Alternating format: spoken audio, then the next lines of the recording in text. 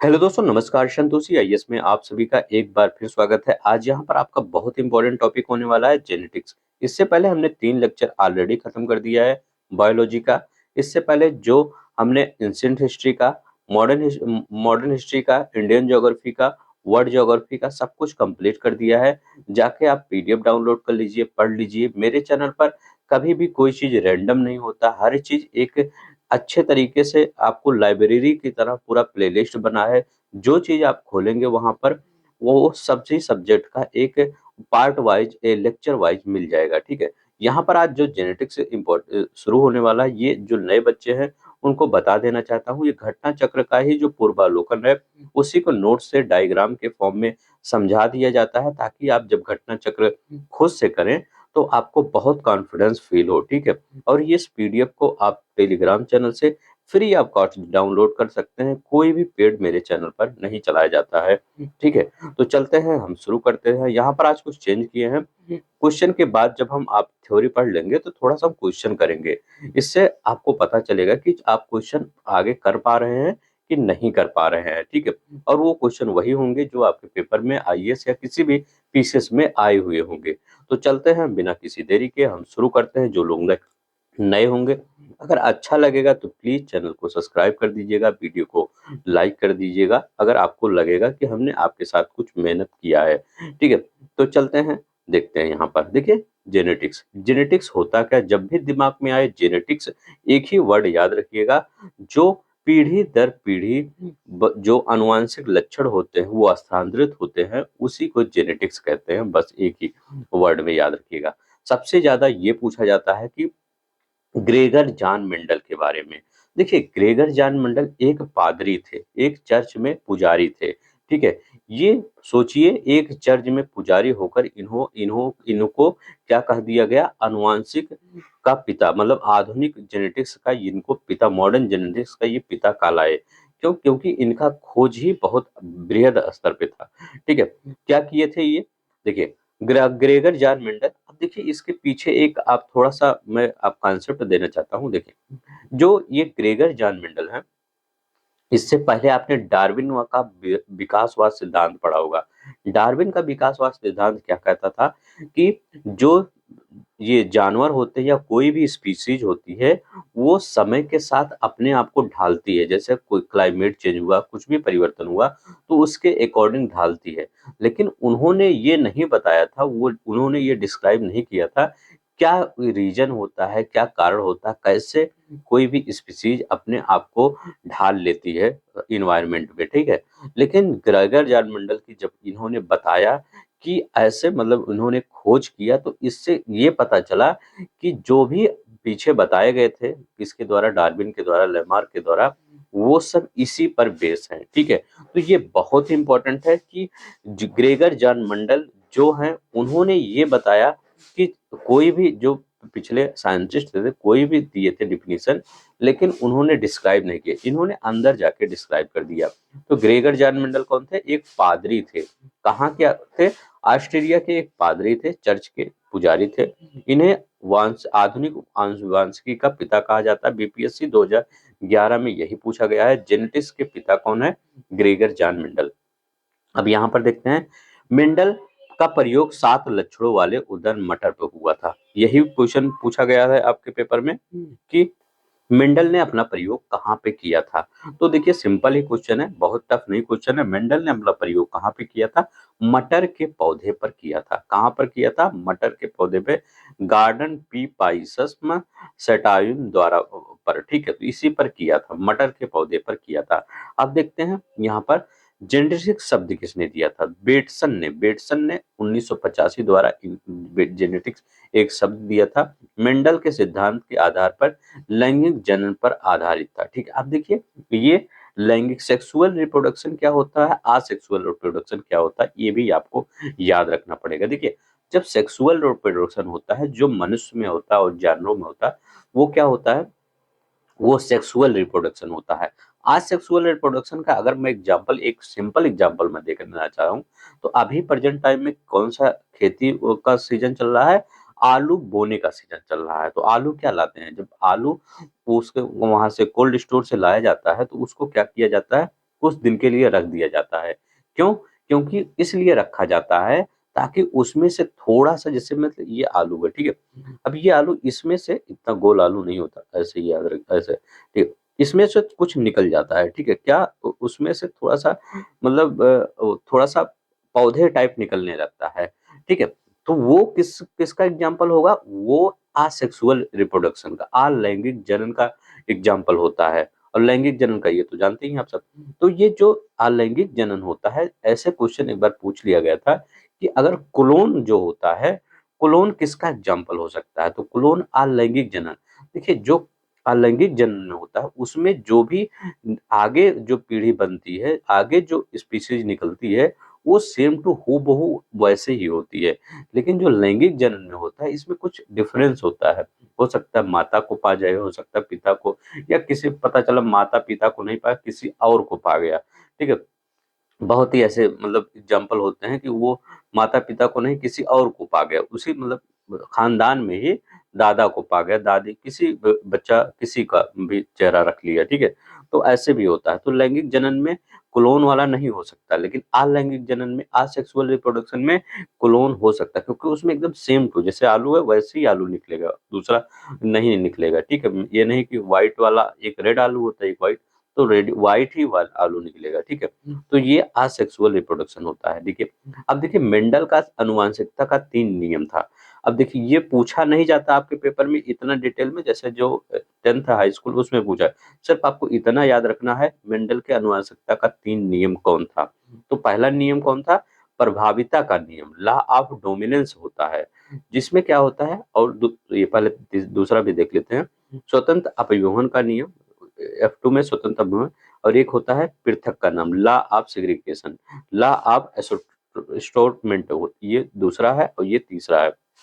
और देखिए, इसमें होता क्या है, पहले प्रभाविता का नियम थोड़ा सा हम देख लेते हैं, ज्यादा हम डिटेल में नहीं जाएंगे, क्योंकि यहाँ से क्वेश्चन अभी तक तो नहीं बना है, भविष्य में भी मुझे नहीं लगता इतना डिटेल में पूछेगा, ठीक है? अब देखिए, प्रभाविता का नियम क्या होता है, कैसे होता है? एक लंबा, मान लीजिए एक एग्जाम्पल में देता हूँ, एक शुद्ध लंबा पौधा है और एक शुद्ध बौना पौधा है। जब उसको क्रॉस करवाया जाता है, उसको जब क्रॉस करवाया जाता है, तो सभी लंबे पौधे पाए जाते हैं। इसका मतलब क्या हुआ? डोमिनेंस किसका हुआ? तो डोमिनेंस हुआ लंबे पौधों का। इसीलिए इस मतलब इनके पहले नियम को क्या कहा गया? लॉ ऑफ डोमिनेंस का नियम। तो शुद्ध लंबा पौधा और शुद्ध बौना पौधा सभी लंबे पौधे हो गए, तो ये डोमिनेंस किसका हो गया? लंबे पौधे का हो गया। तो इसे क्या कहा गया? लॉ ऑफ डोमिनेंस, प्रभाविता का नियम। अगर दूसरा कहता है कि मतलब ऐसे आपसे, आपके एग्जाम्पल अगर पेपर में आ भी गया, तो कहेगा कि कौन सा नियम नहीं है, तो तीनों दे देगा, एक चौथा दे देगा, ये नियम बताइए, तो वो नहीं है, बस ऐसे ही पूछ सकता है। तीसरा, दूसरा क्या कहता है, इसको पहले देख लीजिए तब इसको देखिए, वैसे दूसरा है, ये तीसरा होना चाहिए, ठीक है? अब देखिए, ये क्या है? पृथक्करण का नियम, लॉ ऑफ सेग्रीगेशन। इसमें क्या होता है, एक शुद्ध लंबा पौधा लीजिए, एक शुद्ध बौना पौधा, जो शुद्ध है उसको टी से कहते हैं, स्मॉल टी से। इसको जब संकर कराया जाता है, तो इसमें क्या मतलब क्रॉस कराया जाता है, तो इसमें एक संकर लंबा पौधा बन जाता है, ठीक है? फिर इसको जब स्वपरागण करवाया जाता है, तो इसमें क्या होता है, जब ये संकर जो पौधा बना है, उसको कैपिटल टी स्मॉल टी दोनों रख दिया जाता है, क्योंकि यहाँ पर शुद्ध लंबा पौधा टी है और शुद्ध बौना पौधा स्मॉल टी है, तो दोनों से मिलकर टी टी मतलब स्मॉल टी और कैपिटल टी बना। जब इसको स्वपरागण करवाया जाता है, तो जो F2 बनता है, मान लीजिए ये यहाँ जो संकर लंबा पौधा बना F1 बना, और जो यहाँ पर F2 बना, उसमें क्या होता है, टी, इस दोनों टी संकर वाला और एक शुद्ध और एक उस लंबा वाला, एक बौना वाला, तो तीनों को गुण पाए जाते हैं, तो इसको कहते हैं लॉ ऑफ सेग्रीगेशन, ठीक है? पृथक्करण का नियम कहते हैं, ठीक है? तो ये वाला याद रखिएगा, ये वाला। अब देखिए, ये स्वतंत्र अपव्यय का नियम है, क्या है? इसमें क्या होता है, जो F2 होता है उसमें भी कई प्रकार से निकल सकते हैं, ठीक है? तो इसको लॉ ऑफ इंडिपेंडेंस स्टोरमेंट का नियम कहते हैं, तो मतलब उसमें भी जैसे चाहे सूखा हो तो चाहे हरा हो, तो वो दोनों मिलकर सूखा हरा सब कुछ निकल सकते हैं, इसीलिए इंडिपेंडेंस कहते हैं। तो ये थोड़ा सा इंडिपेंडेंट होते हैं, ठीक है? तो बस इतना सिर्फ याद रखिएगा, पृथक मेंडल का तीनों नियम, law of dominance, law of segregation, law of assortment, independent assortment का नियम, यही तीनों याद रखिएगा बस, और कुछ ज्यादा मत याद करिएगा, ठीक है?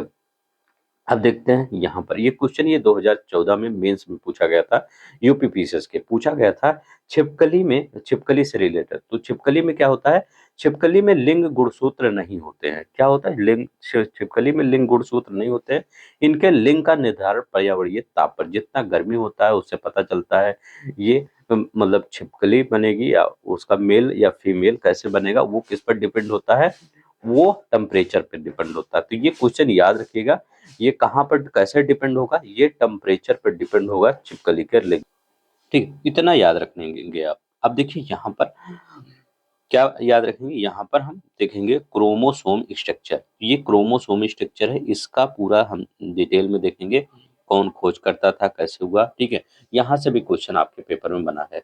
तो क्या है, कोशिका के केंद्र में उपस्थित धागों के समान संरचना होता है, जो पूरा आपका ये होता है। ये क्रोमो, देखिए इससे पहले सबसे बड़ा पार्ट क्या होता है, क्रोमोसोम होता है, फिर उससे नीचे पार्ट क्या होता है, डीएनए होता है, फिर उससे क्या होता है, जीन होता है। क्या होता है, जैसे एक रस्सी है, रस्सी मान लीजिए ये रस्सी है। अब इसको, इस रस्सी को जितना आप खींचेंगे उसका छोटा छोटा पार्ट उतना दिखने लगेगा।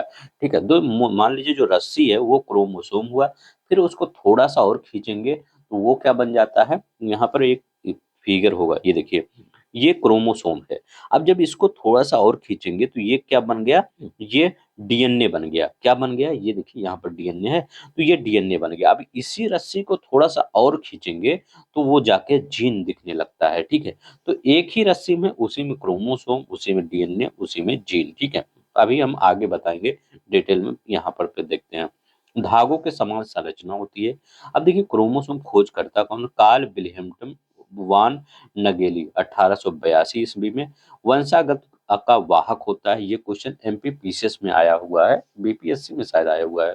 ठीक है, कि पूछा गया था कि वंशागत का वाहक कौन होता है, तो वंशागत का वाहक कौन होता है, तो वंशागत का वाहक कौन होता है, आपका क्रोमोसोम। देखिए तीन चीजें आपके ऑप्शन में दे सकते हैं, ये दे सकता है कि वंशागत में ये क्रोमोसोम दे सकता है, या डीएनए दे सकता है, या जीन दे सकता है। जो भी ऑप्शन में रहे एक ही रहेगा, सब नहीं रहेगा। ठीक है, तो जो भी ऑप्शन में रहे वो लगा दीजिएगा। ठीक है, बीपीएससी में क्या पूछा था, दो क्वेश्चन, तो जीवों में आनुवांशिक लक्षणों को नियंत्रित करने में कौन उत्तरदायी होता है, तो बीपीएससी में पूछा था, डीएनए ऑप्शन दिया था, डीएनए लगाएंगे।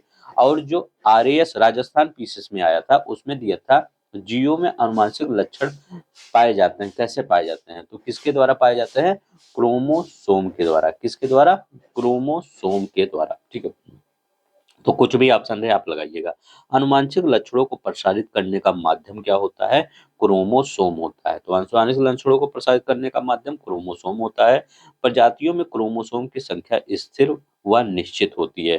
ठीक है, ऐसा नहीं कि आप में 47 हो जाता है या किसी में 48, मतलब सब में अलग अलग होता है। जैसे मनुष्य की बात करें, ये नहीं होता कि आपका आप में 46 है तो आपके छोटे भाई में 47 है, ऐसा नहीं होता है। ठीक है, जब जब डिफरेंस हो जाता है तो बहुत बड़ा चेंज हो जाता है। ठीक है, वो उसको आप जानते होंगे। अब तो क्या होता है, सब 46 ही होता है। अब देखिए नामकरण, डब्लू वाल्डेयर 1888 में। खोजकर्ता कौन थे क्रोमोसोम के, कार्ल विलियम वान नगेली 1882 में। और नामकरण कौन किया कि यह क्रोमोसोम ही इसका नाम रखा जाए, डब्लू वाल्डेयर ने इसका नामकरण रखा 1888 ईस्वी में। ठीक है, अब देखिए इसी क्रोमोसोम के प्रकार, जिसको गुणसूत्र बोलते हैं, उसको क्रोमोसोम भी बोला जाता है, इसको गुणसूत्र भी बोला जाता है। देखिए क्रोमोसोम के जो प्रकार होते हैं वो, अब पहले हम देखें, ऑटोसोम एक होता है, एक सेक्स क्रोमोसोम होता है। ऑटोसोम में क्या होता है, जैसे हम मनुष्य की अगर बात करते हैं, एग्जाम्पल लेते हैं मनुष्य का, तो क्या होता है, इसमें स्त्री और पुरुष में समान रूप से पाए जाने वाले गुणसूत्र होते हैं। तो स्त्री पुरुष में समान रूप से क्या, 22 जोड़ी होती है। ठीक है, याद रखिएगा 22 जोड़ी, कुल 44 होती है। और सेक्स क्रोमोसोम कौन सा होता है, वो एक्स एक्स होता है, और ए पुरुष में एक्स वाई होता है। मतलब कुल एक जोड़ी दो ये हो जाता है। तो 22 और दो 46 हो जाता है। अब कैसे पता चलता है कि लड़का होगा, कि जैसे स्त्री में क्या होता है, एक्स वाई एक्स एक्स होता है। ये क्वेश्चन पूछा गया है, एमपीपीसी में पूछा गया क्वेश्चन, कि स्त्रियों में कौन सा क्रोमोजोम सेक्स क्रोमोजोम होता है, तो स्त्रियों में कौन सा सेक्स क्रोमोजोम होता है, एक्स एक्स होता है। देखिए एक तो सब में समान होता है, जो ऑटोसोम होता है उसमें 22 जोड़ी मतलब 44 तो होता है, ये 22-22 जोड़ी, ठीक है, 22 जोड़ी। अब एक जो होता है, एक सेक्स क्रोमोसोम होता है, स्त्री में अलग होता है और पुरुष में अलग होता है। जब स्त्री की बात करें तो वहाँ पर हमेशा एक्स एक्स रखेंगे और जब पुरुष की बात करेंगे तो एक्स वाई रखेंगे। अब देखिए, एक बार आप अपने समाज में देखे होंगे, जब ये बहुत ही मतलब बेकार ही सिस्टम था है, अब तो थोड़ा-सा कम हुआ है, पहले बहुत ज़्यादा बेकार सिस्टम था। क्या था? जब किसी स्त्री को लड़की हो जाती थी, तो उसको ब्लेम क्या दिया जाता था? वो ब्लेम दिया जाता था कि वो लड़की की वजह से ये मतलब इन बच्ची पैदा हुई है, ठीक है? तो ये मतलब हमारे समाज में ये जो कुप्रथा चली आ रही है, अभी भी चलती है कहीं भी, वो ज़िम्मेदार लड़की नहीं होती, वो हमेशा ज़िम्मेदार ये क्वेश्चन आपके आईएएस में पूछा गया है कि जो सेक्स मतलब डिफाइन करता है, वो स्त्री का सेक्स मतलब क्रोमोसोम सेक्स क्रोमोसोम डिफाइन करता है या पुरुष का क्रोमोसोम। तो हमेशा याद रखिएगा, इस स्त्री का जो सेक्स क्रोमोसोम होता है, वो नहीं डिसाइड करता है, वो पुरुष का जो एक्स वाई क्रोमोसोम होता है, वही डिसाइड करता है कि बच्ची पैदा होगी कि बच्चा पैदा होगा, ठीक है? तो ये दोनों, पहली बात तो ये सब में डिफरेंस करना ही नहीं चाहिए, लेकिन जो डिफरेंस करता है वो मूर्ख है, ठीक है? अब देखिए, वो किससे पता चलता है? वो मनुष्य ये पुरुष से पता चलता है कि बच्ची पैदा होगी कि बच्चा पैदा होगा, क्योंकि अभी मैं दिखाता हूँ, देखिए कैसे पता चल। मान लीजिए 44 जोड़ी यहाँ पर आ गया। अब कहाँ है, इसकी स्त्री का एक्स एक्स है और पुरुष का एक्स वाई है। अब यहाँ पर क्या बना, स्त्री का मान लीजिए एक्स दे दी, स्त्री तो एक्स ही तो दे सकती है, इसके पास जब वाई है नहीं तो वाई ये कहाँ से देगी? और ये क्या दे सकता है, ये मनुष्य, ये मेल है और ये फीमेल है। अब ये क्या करेगा, जो मेल है ये यही तो डिसाइड कर रहा है। अब इस मतलब अब ये भी भगवान भी अब ये नहीं कर सकता कि मनुष्य डिसाइड करेगा, मतलब मनुष्य भी ऐसा नहीं, मतलब मनुष्य की मतलब बात कर रहा हूँ मैं, ये मेल, अब ये नहीं कर रहा हूँ मेल ही डिसाइड करेगा, मेल के भी मतलब वो नहीं है, क्योंकि मेल ही डिसाइड करेगा कि स्त्री होगी, वो ऊपर वाले का है। वो मतलब वो जैसे ही जीन डीएनए होगा वैसी प्रकार से हो जाता है। लेकिन जो ब्लेम करते हैं कि स्त्री को, अब स्त्री तो अपना चाहे ये एक्स दे दे चाहे ये एक्स ही मिलेगा, लेकिन जो मेल होगा, अगर ये मेल का यहाँ पर एक्स आ जाता है तो ये क्या हुआ, बच्ची पैदा हो गई, ठीक है? और जब यहाँ पर स्त्री फिर एक एक्स दी, ठीक है? फिर एक एक्स दी, फिर ये क्या कर दिया मेल वाला, ये यहाँ वाई दे दिया और यहाँ पर क्या पैदा हो गया, बच्चा पैदा हो गया, ठीक है? यहाँ पर मेल पैदा हो गया। तो इसीलिए कौन डिसाइड करता है, मेल ही डिसाइड करता है कि कौन स्त्री पैदा मतलब बच्ची पैदा होगी कि बच्चा पैदा हो। ये आईएएस का क्वेश्चन है, याद रखेंगे, आईएएस का क्वेश्चन है। ये क्वेश्चन कई बार पूछा गया है कई पेपरों में, कौन डिसाइड करता है कि बच्ची पैदा होगी, मतलब कौन डिसाइड नहीं करता, किसका सेक्स क्रोमोसोम डिसाइड करता है, ठीक है? क्योंकि मनुष्य मतलब मेल भी डिसाइड नहीं कर सकता कि बच्ची होगी बच्चा होगा, ठीक है? तो ये भी याद रखेंगे। लेकिन जो ब्लेम दिया जाता है वो स्त्रियों पर दिया जाता है, वो मतलब मुझे लगता है कम पढ़े लिखे ना कि एकदम अशिक्षित ही होते हैं, ठीक है? अब ये देखिए, यहाँ पर क्या होता है, वाल्टर सूटन और थियोडोर बावेरी ने गुणसूत्रों का वंशागत सिद्धांत दिया था, ठीक है? तो वंशागत जो गुणसूत्रों का वंशागत सिद्धांत किसने दिया था, वाल्टर सूटन थियोडोर बावेरी ने दिया था, ये झारखंड पीछे 2021 में। अब देखिए यहाँ पर क्या है, ये याद रखेंगे, एक्स वाई जो होता है अगर होगा तो पुत्र का हो जाएगा, एक्स एक्स हो जाएगा वो पुत्री का हो जाएगा, ठीक है यार? साधारण मानों में गुणसूत्रों की संख्या कितनी होती है, 46 होती है। 2 बार क्वेश्चन आ गया, 1991 में, 92 में आया है। 22 जोड़ी होती है और 2 सेक्स क्रोमोसोम होते हैं, ठीक है? ये याद रखेंगे। अब देखते हैं यहाँ पर जीन के बारे में देखते हैं। जीन क्या होती है, सबसे छोटी इकाई होती है। आपके जो क्रोमोसोम पूरा होता है, ये क्रोमोसोम है, इसका सबसे छोटा पार्ट, इससे छोटा नहीं होता, ठीक है? तो सबसे छोटा क्या होता है, जीन होता है। अब जीन के बारे में हम पूरा यहाँ पर देखेंगे। यूपीपीसी जीआईसी में पूछा गया था, यूपीपीएससी जीआईसी में, कि आनुवंशिकता की मूलभूत इकाई डीएनए की कार्यात्मक इकाई होती है। क्या होता है, डीएनए की कार्यात्मक इकाई होती है, मतलब सबसे छोटी इकाई यही होती है, ठीक है? जैसे बॉडी की सबसे छोटी इकाई सेल आप कहते हैं, हमारे शरीर की सबसे छोटी इकाई सेल है, इसीलिए जो ये आनुवंशिक लक्षणों की सबसे छोटी इकाई क्या होती है, जीन होती है, जीन, ठीक है? इससे छोटा नहीं होता है। अब देखिए, आनुवांशिक लक्षण धारण करने वाली क्रोमोसोम पर स्थित डीएनए से बनी अतिसूक्ष्म संरचनाएं होती हैं। किससे बनी होती हैं? डीएनए से बनी होती है। ये हम जीन के बारे में बात कर रहे हैं। जीन जीन ये डीएनए से बनी अतिसूक्ष्म संरचनाएं होती हैं। अब देखिए क्वेश्चन क्या, एक क्वेश्चन यहाँ बना था, इस सबसे छोटी इकाई डीएनए की कार्यात्मक इकाई क्या है? जीन है। एक क्वेश्चन यहाँ बना था, जीनोम के सभी गुणसूत्रों का संरचनात्मक और कार्यात्मक संगठन क्या कहलाता है? जीनोम चित्रण कहलाता है। ये यूपीपीसीएस 2002 में पूछा गया था कि जीनोम के सभी गुणसूत्रों का संरचनात्मक और कार्यात्मक संगठन क्या कहलाता है? जीनोम चित्रण कहलाता है। ये याद रखिएगा। नामकरण जीन का किसने किया था? विल्हेम जोनसन ने 1909 ईस्वी में किया था। कौन? विल्हेम जोनसन ने। अब देखिए, अब ये क्वेश्चन कहाँ पूछा गया था? यूपीपीसीएस 2020 में पूछा गया था। जो युक्त परिवर्तन है, इसके क्या है? अनुक्रम आधार पर परिवर्तन क्या कहलाता है? म्यूटेशन। तो ये क्वेश्चन ऐसे ही पूछा गया था। ऑप्शन में क्वेश्चन पूछा गया था कि अनुक्रम के आधार पर जो परिवर्तन होता है उसको क्या कहलाता है? तो उसको म्यूटेशन या उत्परिवर्तन।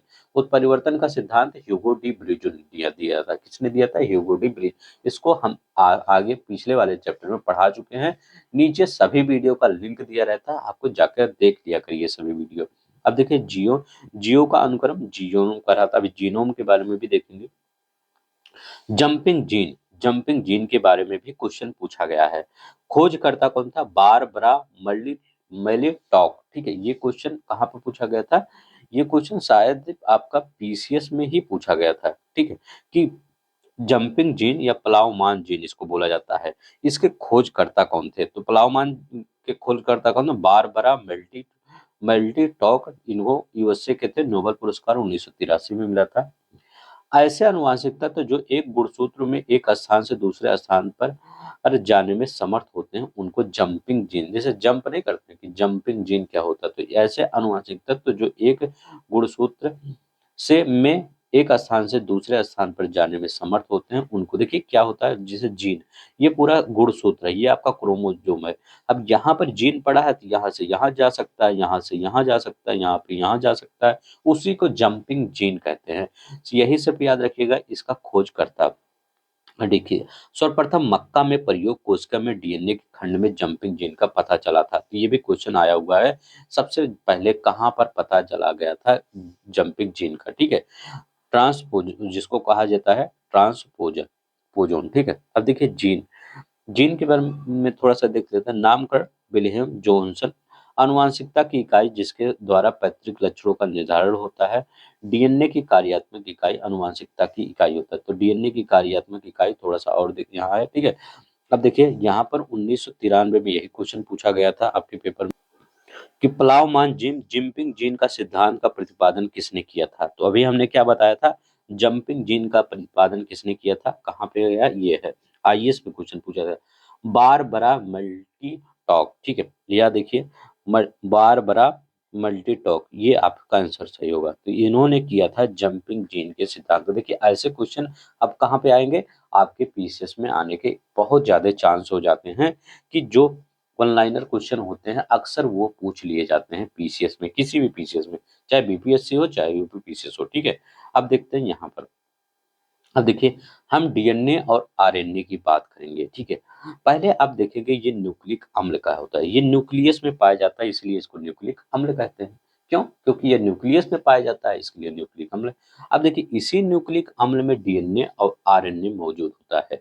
अब देखिए, डीएनए कहाँ और मौजूद होता है? माइटोकॉन्ड्रिया में भी डीएनए पाया जाता है। अब देखिए, ये न्यूक्लियोटाइड के बहुलक होते हैं न्यूक्लिक अम्ल। अब देखिए, ये जो न्यूक्लियोटाइड होते हैं, पूछा जाता है पेपर में, किससे किससे बने होते हैं? तो ये नाइट्रोजनी बेस होते हैं, पेंटोज शुगर होते हैं और फास्फेट होते हैं। तीनों याद रखिएगा। ये जो न्यूक्लियोटाइड होता है इसी का भाग होता है, न्यूक्लिक अम्ल का ही न्यूक्लियो बहुलक होता है इसका। ठीक है, ये नाइट्रोजनी बेस, पेंटोज शुगर और फास्फेट। देखिए इसमें दो चीजें होती हैं, एक डीएनए आरएनए। अभी दोनों का अंतर हम देख लेंगे, आपको क्लियर हो जाएगा। अब देखिए यहाँ पर जो नाइट्रोजनी बेस होता है उसमें प्यूरिन होता है और पीरियडिमीन होता है। अब देखिए इसमें क्या होता है? प्यूरिन और पीरियडिमीन। अब जो प्यूरिन जो होता है उसमें एडेनिन एजी होता है और जो pyridine होता है उसमें थायमीन और साइटोसिन होता है। ये किसकी हम बात कर रहे हैं? ये हम डीएनए की बात कर रहे हैं। और जब आरएनए हो जाता है, इसी थायमीन के स्थान पर यूरेसिल जुड़ जाता है। ठीक है, नाइट्रोजनी बेस हो, ये क्या होते हैं? नाइट्रोजनी बेस बता रहा हूँ ये। ठीक है, तो नाइट्रोजनी बेस में प्यूरिन और पिरिडमिन इसके भी पार्ट होते हैं। एडेनिन होता है, ग्वानिलीन होता है, और ये थायमीन होता है, साइटोसिन होता है। ये किसके होता है? ये डीएनए में होता है। अगर मैं एडेनिन, ग्वानिलीन, यूरोसिल और साइटोसिन बताऊं तो ये आरएनए में होता है। सिर्फ थायमीन के स्थान पे यूरोसिल जोड़ दीजिए, वो आरएनए हो जाता है। अब देखिए, आप ये न्यूक्लियोटाइड होता क्या है? तो न्यूक्लियोटाइड ये आपका जो ये बना है, ये जो स्ट्रक्चर बना है, ये बाहर वाला जो स्ट्रक्चर होता है, ये देखिए, ये जो बाहर वाला ये स्ट्रक्चर होता है, यही होता है न्यूक्लियोटाइड। ठीक है, याद रखेंगे कौन सा? यही। और ए टी से जुड़ा होता है, जी सी से जुड़ा होता है, अभी वो भी बताएंगे। ठीक है, देखिए यहाँ पर जो ए होता है वो किससे जुड़ा होता है? टी से जुड़ा होता है, हमेशा याद रखेंगे। जो ए होता है मतलब एडेनिन थाइमीन से जुड़ा होता है, ग्वानिलीन सी से। कैसे याद करेंगे ये भी देखिए। जैसे जी बनाते हैं, कभी भी जब जी बनाते हैं ऐसे पहले सी बनाते हैं, फिर जाके ऐसे जी बनाते हैं, और हमेशा सी तो ऐसे बन जाता है। तो जान लीजिए कि हमेशा जो सी है तो होता है वो जी से, क्योंकि सी बनाने में जी का प्रयोग होता है, और सी तो बनता ही है। तो सी जो किससे बना होता है? जी से। अब तीन इसमें बॉन्ड क्यों होता है? ऐसे मतलब उसका लॉजिक अलग है। याद करने के लिए सिर्फ इतना याद रखिएगा, सी तीन पे आता है। रीजनिंग में पढ़े होंगे ना, एक दो तीन, ए बी सी, सी तीन पे आता है। तो यहाँ पर तीन बॉन्ड होते हैं। तो अगर आपसे कोई भी पूछे कि सी किसमें कितने बॉन्ड में आता है, तीन बॉन्ड में। ठीक है, तो ये जी किससे जुड़ा होता है? सी से जुड़ा होता है। ए किससे जुड़ा होता है? टी से जुड़ा होता है। एडेनिन थाइमीन से, ग्वानिन साइटोसिन से। लेकिन जब यही होता है, एडेनिन यूरोसिल से जुड़ जाता है जब आरएनए होता है। ठीक है, अब देखते हैं, पहले डीएनए देख लेते हैं, फिर आरएनए देख लेते हैं। डीएनए का खोजकर्ता कौन सा? फ्रेडरिक मिशर 1869 में। लेकिन ये नहीं पूछा जाता, पूछा जाता है डबल हेलिक्स मॉडल डीएनए का किसने दिया था? क्योंकि मेन होता है डबल हेलिक्स मॉडल। ये देखिए, जो डबल हेलिक्स मॉडल होता है यही मेन होता है। तो डबल हेलिक्स मॉडल किसने दिया था? वाटसन और क्रिक। यही सबसे ज्यादा पूछा जाता है कि वाटसन और क्रिक ने डबल हेलिक्स मॉडल दिया था। मैं सब कुछ लिख देता हूँ, लेकिन जो ज्यादा इंपॉर्टेंट होता है, जो पेपर में पूछा जाता है, उसी पर मैं ज्यादा जोर देता हूँ, मतलब ज्यादा प्रेस करता हूँ कि इसको जरूर याद करिए। ठीक है, double helix model Watson and Crick ने। प्रस्तावक कौन थे? एम एच विलिंगसन और फ्रैंकलिन 1953 में। ये इंपॉर्टेंट नहीं है, सिर्फ इतना याद रखिएगा यहाँ पे कि वाटसन और क्रिक ने डबल हेलिक्स मॉडल दिया था। अब देखिए, यहाँ पर शर्करा जो ये पेंटोज शुगर होता है, आरएनए में अलग होता है, डीएनए में अलग होता है। तो यहाँ पर अगर डीएनए की बात करें, ये क्वेश्चन पेपर में पूछा गया है कि आरएनए में, डीएनए में कौन सा शुगर पाया जाता है? तो डी ऑक्सी राइबोज शुगर पाया जाता है डीएनए में। तो डीएनए में डी ऑक्सी राइबोज शुगर पाया जाता है। अगर मैं आरएनए की बात करता हूँ, तो आरएनए में कौन सा शुगर पाया जाता है? राइबो शुगर पाया जाता है। तो राइबोज शुगर किसमें? आरएनए पे पाया जाता है। और डी से डीएनए होता है तो वहाँ डीऑक्सिल लगा दीजिए। ये क्वेश्चन पूछा गया है पेपर में, घटना चक्र में देखेंगे आपको आ जाएगा वहाँ पे। ठीक है, और फास्फेट अब देखिए यहाँ पर बाहर वाला और फास्फेट होता है। नाइट्रोजनी बेस अगर डीएनए में पूछा जाए तो आप क्या बताएंगे? एडेनिन बताएंगे, ग्वानिन बताएंगे, थाइमीन बताएंगे, साइटोसिन बताएंगे। ठीक है, क्या बताएंगे? साइटोसिन बताएंगे। यही थाइमीन यूरोसिल में चेंज हो जाता है जब आपका आरएनए बनता है। अभी डीएनए से आरएनए किससे बनता है वो भी हम बताएंगे। ठीक है, जो ट्रांसक्रिप्शन इंट्रांसक्रिप्शन ये होता है वो भी बताएंगे। ठीक है, अवस्थित केंद्रक में अवस्थित होता है, न्यूक्लियस में, इसलिए ठीक है न्यूक्लियोटाइड इसको न्यूक्लियो अम्ल बोलते हैं। ठीक, तो याद रखेंगे कहाँ पर? ये मुख्यतः केंद्रक में अवस्थित होते हैं। अब देखिए, ये किसके बारे में अभी हमने पढ़ा? डीएनए के बारे में। थोड़ा सा आरएनए के बारे में देख लेते हैं। आरएनए के बारे पूरा नाम क्या है? राइबो शर्करा है इसका पूरा नाम। ठीक है, संश्लेषण डीएनए द्वारा ही आरएनए बनता है। ठीक है, अगर आरएनए कैसे बनता है, तो मुख्यतः डीएनए द्वारा ही आरएनए बनता है। ठीक है, कार्य क्या होता है? प्रोटीन का संश्लेषण। आरएनए का एक ही काम होता है, जहां भी आपको राइबो लिखा रहे, अगर बायोलॉजी पढ़ रहे हैं तो कहीं भी राइबो लिखा रहे तो इसका मतलब प्रोटीन आरएनए। याद रखिएगा, कहीं भी कभी भी ऑप्शन में आ जाए प्रोटीन लिखा रहे, राइबो लिखा रहे, आरएनए लिखा रहे, सब एक ही चीज़ होती है, ठीक है। सबका संश्लेषण होता है। कार्य क्या होता है? प्रोटीन का संश्लेषण आरएनए करता है। बेस क्या होता है? एडेनिन होता है, ग्वानिन होता है। आप देखिए यूरोसिल यहाँ जुड़ गया थाइमिन के स्थान पर, और साइटोसिन रहेगा ही। कितनी बार बता चुका हूँ, ये चारों तो याद ही रखिएगा। आरएनए में कौन रखेगा, रखेंगे याद, एडेनिन, ग्वानिन, यूरोसिल लगा दीजिएगा, और साइटोसिन। डीएनए में एडेनिन, ग्वानिन, थाइमिन, साइटोसिन। अब देखिए नोट क्या होता है, आरएनए में नाइट्रोजनी बेस थाइमिन के स्थान पर यूरोसिल जुड़ जाता है। हमने यहाँ पर लिख भी दिया है ताकि आपको जब आप पढ़ें तो आपको याद हो जाए। अब देखिए यहाँ पर प्रयोगशाला में सर्वप्रथम प्रोटीन संश्लेषण डीएनए संश्लेषण हरगोविंद खुराना द्वारा किया गया था। बीपीएससी 1994 में ये क्वेश्चन ये पूछा गया था एक बार कि डीएनए का संश्लेषण किसके द्वारा किया गया था? हरगोविंद खुराना के द्वारा। एक बार ये क्वेश्चन पूछा गया था, प्रोटीन का संश्लेषण किसके द्वारा किया गया था? हरगोविंद खुराना, ठीक है। तो चाहे डीएनए संश्लेषण, प्रोटीन संश्लेषण एक ही है, ठीक है। अब देखिए यहाँ पर, अब यहाँ पर देखें आरएनए के मुख्य कार्य, ठीक है। अब आरएनए का जो मुख्य कार्य होता है वो देखिए, हमें पता है जो एक प्रोटीन बनता है वो 20 अलग-अलग अमीनो एसिड से मिलकर बनता है, ठीक है। किसको, किससे? 20 अलग-अलग अमीनो, 10 प्रेजेंट रहते हैं, 10 बाहर से आते हैं, ठीक है। अब जो 10 वही बाहर से आते हैं, जैसे इसका मैं अगर एग्जांपल दूं, किसी की शादी पार्टी में आप जा रहे हैं, ठीक है, तो गेट में जब आप अंदर एंट्री करते हैं तो गेट पे दो मतलब खड़े रहते हैं, मतलब बड़ी-बड़ी शादियों में आप देखे होंगे गेट पर वो चेक करते हैं कि आप यहीं पे मतलब आपको कार्ड मिला है कि आप वैसे ही जा रहे हैं। तो वहाँ पर ये एमएस मैं इसको आपको क्यों बता रहा हूँ, क्योंकि यही काम वैसे जैसे वहाँ पर एकदम वही सोचिए, वही यहाँ पर होने वाला है। मैसेंजर आरएनए केंद्र के बाहर प्रोटीन संश्लेषण हेतु उपयुक्त अमीनो अम्लों को चुनने का संदेश देता है। जो गेट पे होता है वो चुनता है कि ये अमीनो एसिड है, ये जाके प्रोटीन संश्लेषण करने में सहायक प्रोटीन बना सकता है कि नहीं। तो जब अगर उसको बाहर उसको चेक करता है, अगर होता है तो उसको अंदर कर देता है, ठीक है। तो क्या होता है, चुनने के लिए संदेश, इसीलिए मैसेंजर दिया जाता है। तो मैसेंजर क्या करता है, अमीनो अम्लों को चुनता है, ठीक है। अब देखिए जब यही मैसेंजर अमीनो अम्लों को चुनता है तो इसको ट्रांसफर कर देता है, मतलब गेट के अंदर ट्रांसफर कर देता है जहाँ पे पार्टी चल रही है। तो ट्रांसफर आरएनए क्या होता है, प्रोटीन संश्लेषण होते अमीनो अम्ल को राइबोसोम पर लाता है। मतलब अंदर से जाते हैं कुछ लोग, उनको लाते हैं कि हाँ ये यहीं के गेस्ट हैं, ठीक है। तो क्या होता है, राइबोसोम पर लाता है।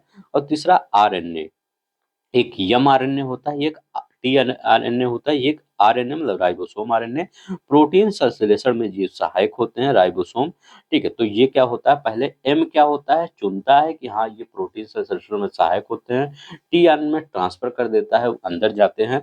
और आरएनए क्या होता है, इससे राइबोसोम का निर्माण करते हैं, प्रोटीन संश्लेषण में ये निर्माण करते हैं, ठीक है। तो एक क्वेश्चन एक बार ये भी पूछा गया था, प्रोटीन कैसे बना होता है, तो 20 अलग अलग अमीनो एसिड से मिलकर बना होता है। अब देखते हैं यहाँ पर ये भी क्वेश्चन आता है कि जो एक्सरे तकनीक होता है उसमें जो एक्सरे तकनीक जो जैसे क्या होता है, आप एक्सरे नहीं करवा, जैसे कोई चीज शरीर में दर्द हो रही होती है तो उसको सोचते हैं आप एक्सरे करवा लेते हैं। तो जो यह एक्सरे जो इंडस्ट्री होती है उसमें जो लोग लगे होते हैं उसको में किसका डर होता है, ठीक है। तो जो एक्सरे तकनीक व्यवसाय में लगे व्यक्तियों को कोशिका सेल कि डीऑक्सीराइबो न्यूक्लिक अम्ल में अस्थायी परिवर्तन का खतरा रहता है। मतलब डीएनए में क्या होता है, अस्थायी परिवर्तन का खतरा रहता है। डीएनए एक न्यूक्लिक एसिड है जो आनुवंशिक पदार्थ के रूप में कार्य करता है। आईएस 1996 में पूछा गया है।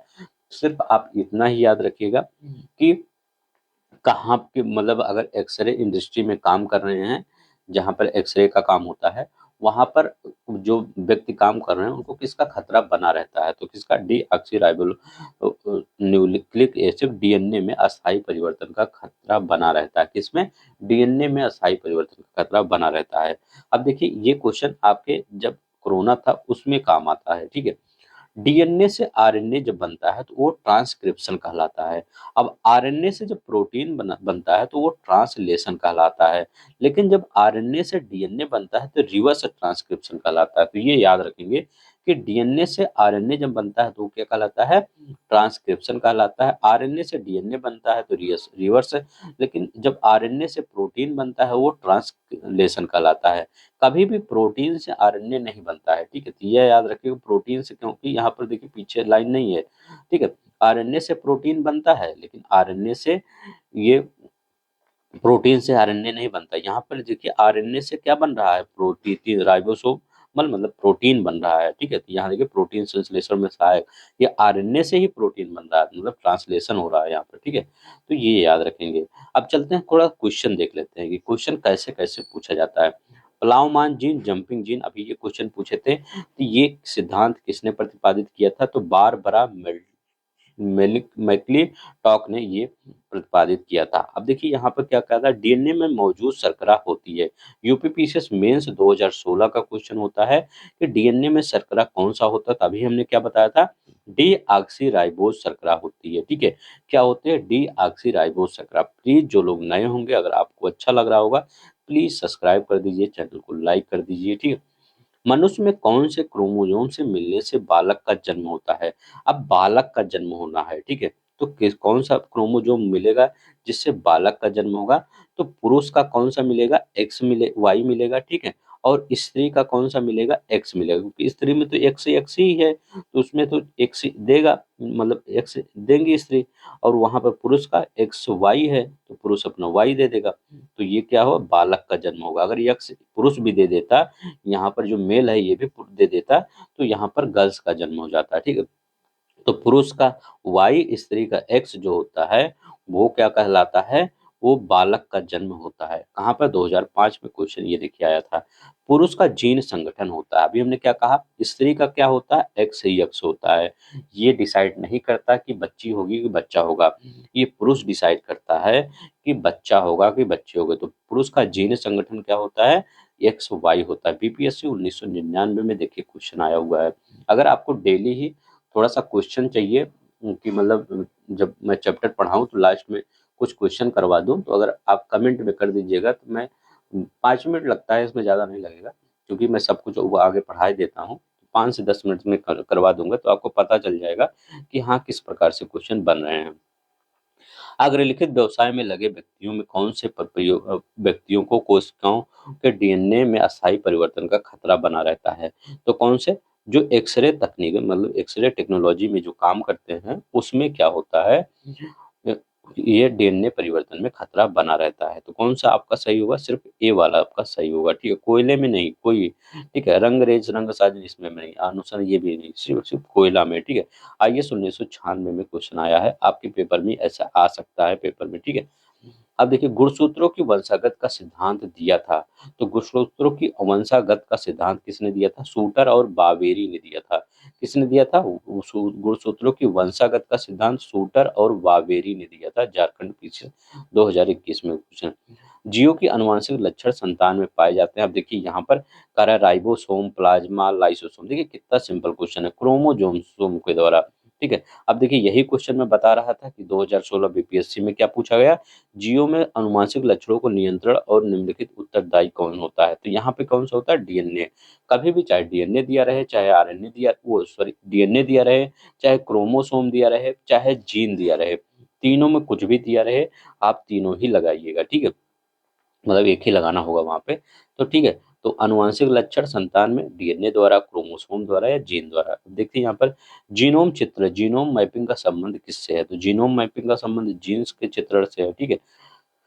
मेंडल ने अपने चिर प्रतिष्ठित वंशगत नियमों का प्रतिपादन करके जिस जीवधारी का प्रयोग किया, उन्होंने गार्डन पी का मटर का प्रयोग किया था। सिंपल क्वेश्चन है, बस इतना ही है। अगर आपको पसंद आया होगा आज का आपका लेक्चर तो प्लीज आप लाइक शेयर सब्सक्राइब कर दीजिएगा। आज के लिए बस इतना ही। मेरे चैनल पर सिर्फ हमेशा स्टडी से ही रिलेटेड वीडियो आएगा। आप कभी भी देखेंगे, कभी भी आपको कभी ऐसा वीडियो नहीं आएगा जिससे आपको डिस्ट्रैक्ट हो, ठीक है। हमेशा कभी भी मैं हमेशा हार्डवर्क पर विश्वास करता हूँ और किसी पर विश्वास नहीं, मैं शॉर्टकट पर कभी विश्वास नहीं करता, हार्डवर्क पर विश्वास करता हूँ और हार्डवर्क आपको करवाना चाहता हूँ। मुझसे जुड़े रहेंगे तो आपको पता चलेगा कि हार्डवर्क मतलब किस प्रकार से करना है, ज़्यादा डिस्ट्रैक्ट नहीं होना है, क्योंकि अगर आप डिस्ट्रैक्ट होंगे तो आप पीछे जाते जाएँगे, ठीक है? सिर्फ फ़ोकस करिए, जितना हो सके उतना हार्ड वर्क करिए, पढ़िए, बस यही एक रास्ता है। दूसरा शॉर्टकट रास्ता कोई नहीं है सफल होने का, ठीक है? सिर्फ हार्ड वर्क ही है, ठीक है? तो चलते हैं, आज के लिए बस इतना ही। धन्यवाद, नमस्कार, जय हिंद, जय भारत।